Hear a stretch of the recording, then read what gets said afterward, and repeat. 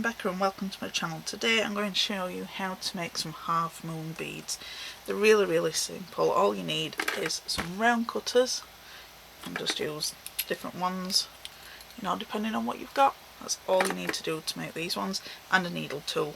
And there's different ways that you can make different colours of these ones, and then sort of got some marbled ones here and some striped ones here, and then these are just with some translucent. So they're really simple, so let's get started and I'll show you how. So the first type that I'm going to show you how to do is just simply taking some glitter and putting it into your clay. Now whenever I've been adding glitter to my clay, you really need to make sure that it's well conditioned. So as you can see, this is really soft. That's just simply so you don't go and get glitter absolutely everywhere. So I just like to make sure that it's really soft and it's tacky and sticky. Now glitter, when you're putting it into your clay, if you're making canes with it, you need to make sure that it's the ultra fine glitter, not the general stuff that you get for kids to work glitter things with. This is ultra fine glitter and it's sort of like a greeny colour. I've had it in my stash for ages, so I thought I'm just going to use it for this. So I'm trying to there we go. So let's hold that up so you can see that's how fine the glitter is. And you don't want to put too much all in at one go, simply because you're going to get your hands absolutely covered in glitter. So let's put that on there for now. So when I'm first doing it, I like to sort of just spread it out so it sticks to the top layer of the clay first. As you can see, that's made it really shiny. And then I like to just keep doing this. I'm just chopping up and laying it up, and then the side that's not got anything on is going to stick to the underside and catch up some more of that glitter. So yeah, I've got really sparkly hands now. And then I'm just going to start rolling it in using my roller. Because if you start putting it through your pasta machine, if you've got one to start off with, it's going to just clog your machine up and it's not going to go in as well, especially if your clay is not well conditioned. So like that side's not got as much on, just go around and pick up any that's dropped off. And the more that you just squeeze it up and roll it out, the more it will sort of work in those extra bits of glitter. Now this is looking quite integrated already, but not fully, it's not all the way through. So just get another quick right around here and I'll pop it through the pasta machine now. So it's going into it quite well, so just keep doing this, putting it through your pasta machine, or just rolling out if you've got a roll and you've not got a pasta machine. It's just a lot quicker if you've got a pasta machine. So as you can see, it's quite sparkly already. Probably can't see it as well as what it actually is in person. So I'm going to add a little bit more to this, simply because I want some really sparkly beads, because who doesn't love a bit of sparkle? So I will keep doing this until I've got it as glitterful as I want it to be, and I'll put back. So I've got lots of glitter in there. I'll put another 2 lots in it and just condition it even more. So as you can see, it's very sparkly and it's very soft now. So I'm going to go on to show you how to do them now. So this is on the thickest setting of my pasta machine, but I want my beads just to be a little bit thicker than the thickest setting. So I'm just going to take it down to probably a number 3, see how thick that is. Yeah, so and then I'm going to just fold it in half now. Make sure I get all the air out of it. And then if I cut it this way, it'll be easy for you to see how thick it's gone. I just do it this way because I want a little bit extra room for me to be able to skewer my beads. So that it's just a tad thicker than the thickest setting. If you're alright with using the thickest setting on your pasta machine, that's absolutely fine. Or if you want to roll your clay out, if you've got one of these rolling pins that have got the rubber bits on them that's got different thicknesses, so you just put one of these on either end of it. Find these in the fondant section of cake places, and then it'll not roll any thinner than the thickness of the rubber band that's on there, or you can use some cardboard strips, stick them together and make them as thick as you want your clay to be, and you have one at either side and you just roll over using your roller if you've not got the pasta machine. So I'm using it simply because I've got it and it's quicker. So I've got my clay now and I'm going back to my trusty circle cutters, and let's get my water. Use this just to try and stop the cutter from sticking to the clay all the time. So I'm just squirting some onto my mat, and I'm just dipping the cutter in. So you can do any size circle if you want, just depending on whatever project it is that you're doing. And then just going to punch out some circles. So, and then before we cut them and get them in the shape that we want, I'm just going to roll them and make up those fuzzy edges that you sometimes get with these cutters. Just blend back in. Now these ones are really tiny compared to the ones that I've done before, so I may have to switch it up to the next size up, but we'll see how they go on. So I've got the edges all, I keep dropping it, all the edges all smoothed out, and now all you need to do is just take your bead, see if we can come in a little bit further than that so you can see, try and focus your thing up better. There we go. And then we're just going to take our blade and cut it straight into two. That's all you need to do. And then because this is such soft clay, I will let this rest for a few hours just so that it goes a bit firmer again before I skewer them. But when I do skewer them, I just take my needle tool and I will stand them up on their end like this, but I'll do it down here obviously because it's easier to do it, and then I'll just put one hole here. Let's see if I can do it this way, so one hole will be going from top to bottom there, and one here. So, and that will make our half moon beads. So let's see, I'll take some, this is probably the biggest one out of the set, but let's see how, there you go. So you can just use the circles on their own and make beads that way, but this is just how I thought of making these half moon beads, because I got some patterns off the internet a while ago, and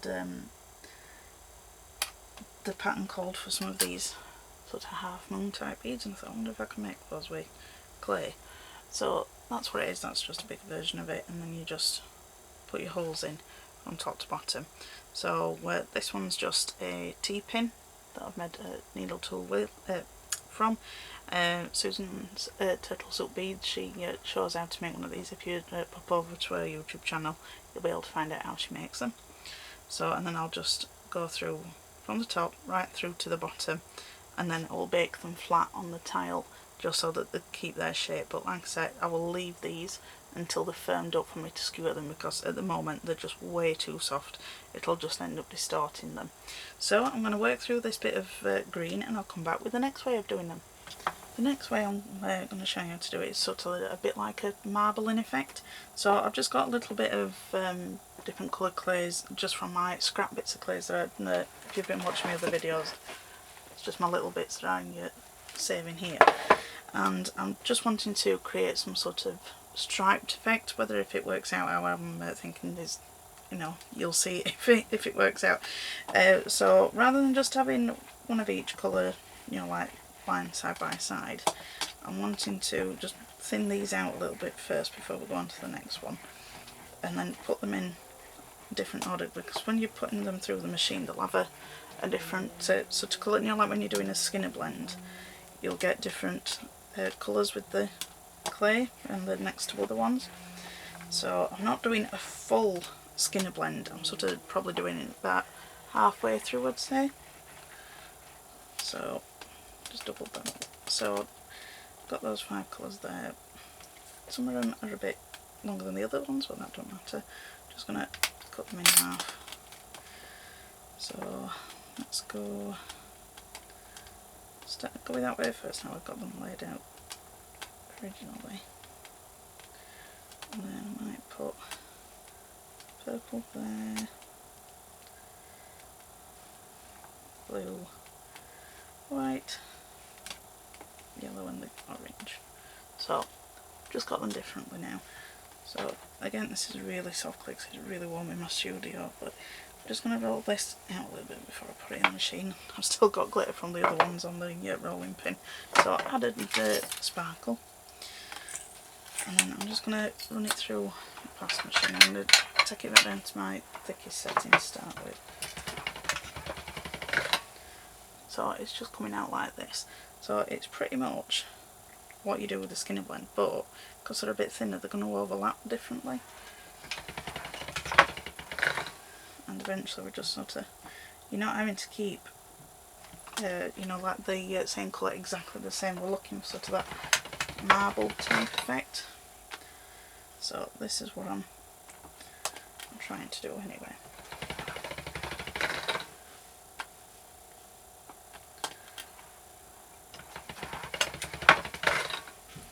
You can see we're starting to get that blending in between, but that's what I'm wanting. I'm not wanting a full blend, I want it to sort of have the different shades in. There we go. Go one more time, so I'm going to go over that way a little bit more. You can keep going, but as you can see, it's just getting those different shadings in, but I don't want it to be fully blended. I want it to have those different tones. So as you can see on that side, it's different to what it is on this one, but I'll just do what I've done with the other ones. I'll take it down to a thinner setting and then fold it over again, and then I will get different colourways on either side. So I'm going to go and do the same as I did with the green glittery ones, and I'll be back. So I've decided to take this blend and just try a different method. So I've got this on the folded thickness that we've just done, and I'm just going to take that little bit, and when you turn it on its side, you get more of those colours that I was trying to get before. And then I just keep on taking little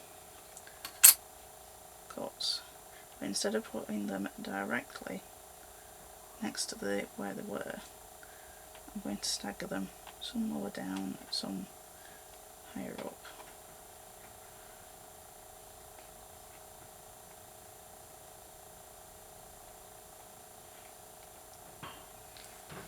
And then you do this with the rest of your blend.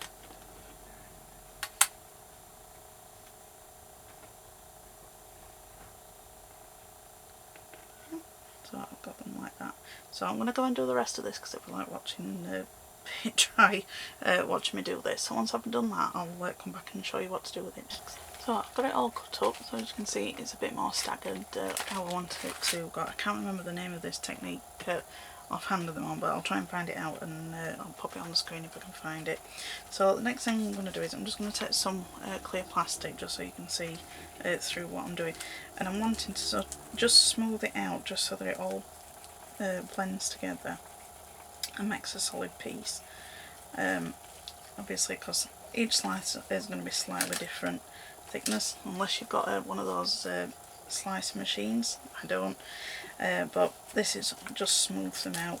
Even if you go one of the slice machines, you just want them to all be stuck together, or you're not going to be able to punch out your circles to make your half moon beads.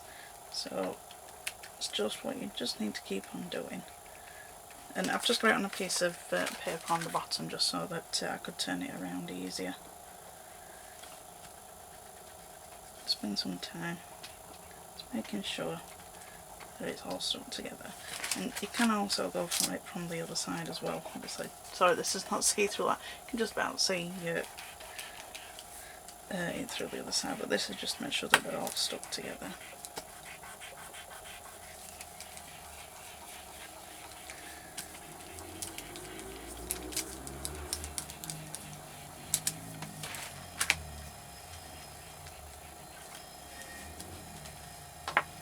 Also take your ruler and just roll that over the top of it as well, so it skews the neighbour's cutting some metal or something and then a motorbike just drove past. So if you can hear it, I do apologise. So my intention of using the rolling pin is not to make it any thinner, it's just to do what I've just been doing. So if you have dexterity problems, or you just don't want to put the pressure onto the end of your fingers, if you just do it this way, you know, it gives that even pressure all over. So I think that's all stuck now. Yeah. And then that's a nice blend. So I'll just cut one out for you now. Run out of water, it's dried up because it's that warm in here. So this is just one of the ferrules that you can get. This is the largest one. I think it's the largest one anyway. Actually, I've got them all in a little box across from here. Yeah, that's the red-ended one's the largest one. So I'm going to dip that in there, and you can just pick out where you want it from. Now, if it sticks into it like that, so just take a pencil with an eraser on the end, or this is just a sculpting tool. Oh, and you get your circle. Oop, I'm dropping it out. You get your little discs like that, and then you can choose which way that you're going to cut them. Again, this is really soft because it is rather warm today. So you could always you can go diagonally with it, so you just get that sort of tiger stripe, I suppose. So I'll just do this one and then I can lift them up for you.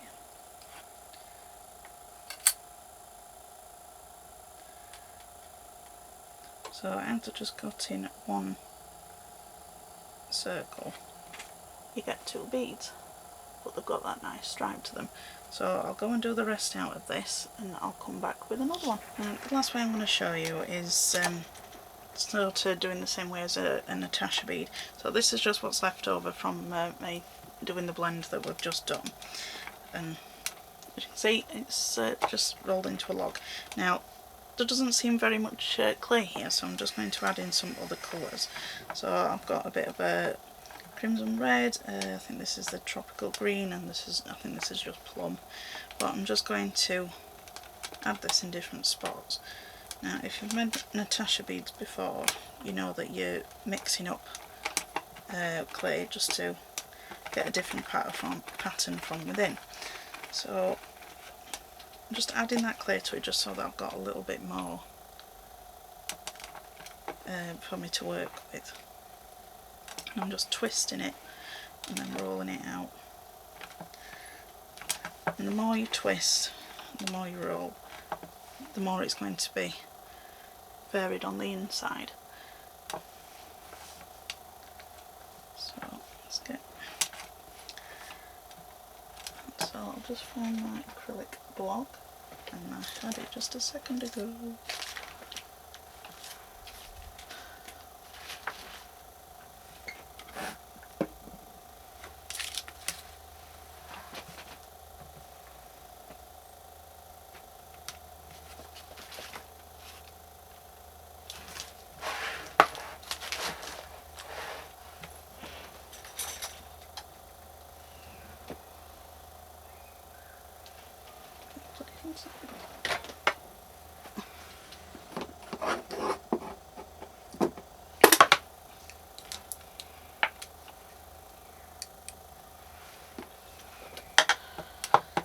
Right, so I'm just taking my acrylic block and I'm just going to press down into it because I'm wanting to make it into a rectangle.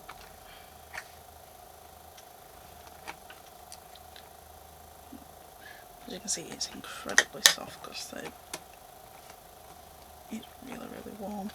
So I'm going to do a similar sort of thing as what we've done with the other blend, so we're sort of just making like a marbled sort of effect, but I'm going to see whether if this one works out. So I'm just going to take my blade and just going to slice down. It's not. So as you can see there, it's not got too much of a twist yet, so I'm going to put that back on. Now because I've done too thin of a slice, but we'll see, so we'll get another twist. Just keep going until you get the length that you want.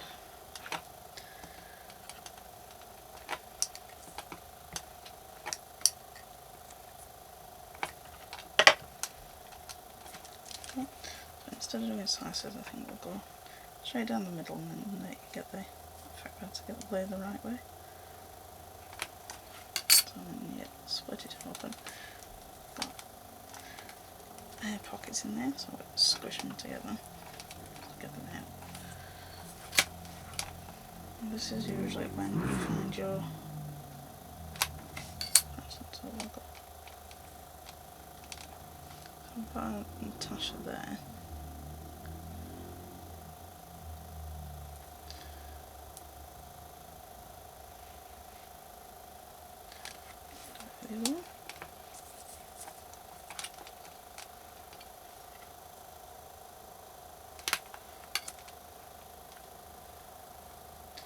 So it's not got too much blend in it, but let's see if we can make it work. So I've got the two pieces now, and we'll slice it from this. See how that works. So I'm taking fairly thick slices, and it doesn't need to match up perfectly like what you do with the Natasha, because again we're just going to be cutting beads out of it. It's just to get those colours going in a different way. Now it's up to you whether if you want to keep the exact same ones together. So if you did, well, it's not exactly the same, but you know, your second slices, you move it there. So we'll just keep, I'll turn them around and have them going the other way.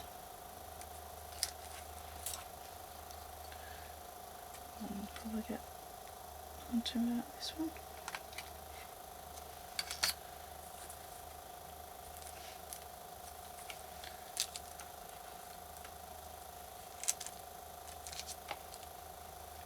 And bend it and just get it just so that it's touching the rest of the clay. And around. That one's a bit thick, so I'll just squish it a little bit.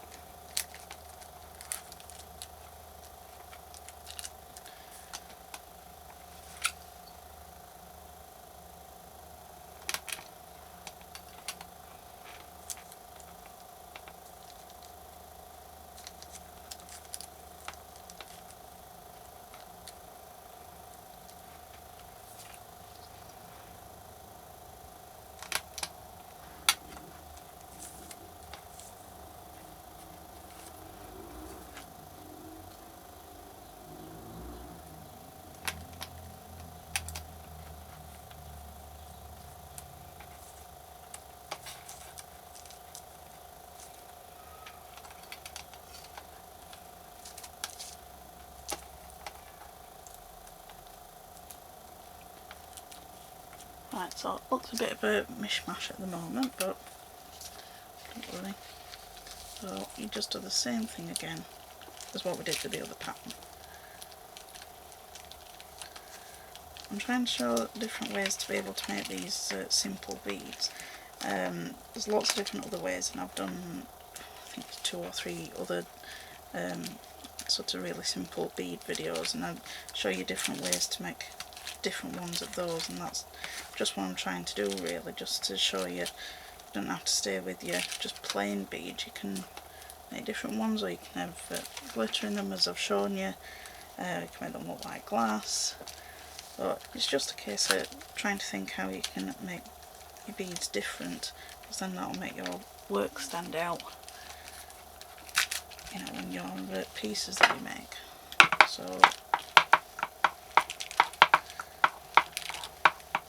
and even if you weren't making the simple beads that I've been doing, you can use this just as a slab and just cut out pendant shapes and lots of different things you can do with it.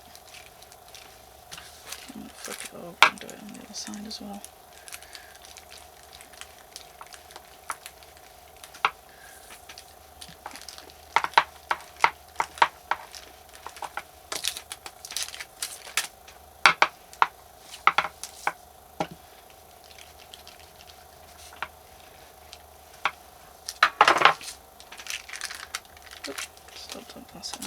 how warm it is. As you can see, you've got that different pattern going all over it.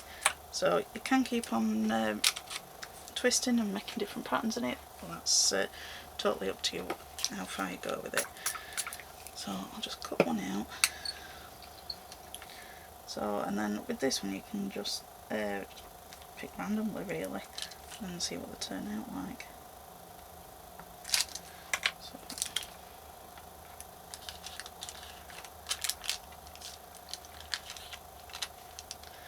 the clay is super sticky. So like I've showed you before, you just take your circle and you'll be cutting it in half. This way you've got lots of different colours going in it.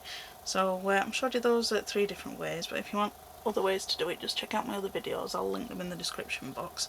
So I'll go off and get these ones done and I'll come back when they're all baked. So I've got them all baked now, and these are some that I did beforehand, but I'll show you these ones first.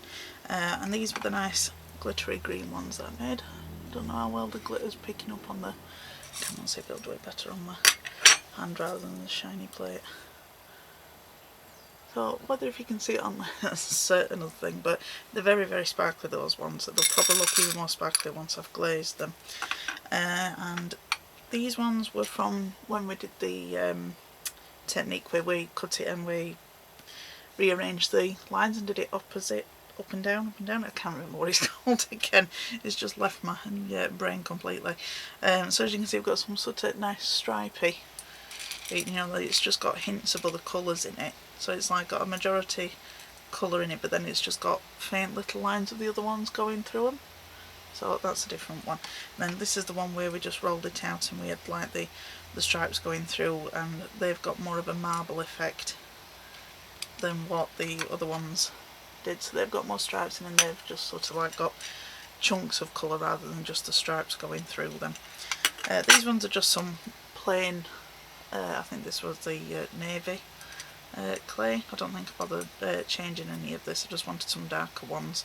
And then these ones are what I made with some translucent clay, Sculptor translucent, and then I just put a hint of a red in. It was just a tiny amount that I put in, and I wanted them to look a bit like glass.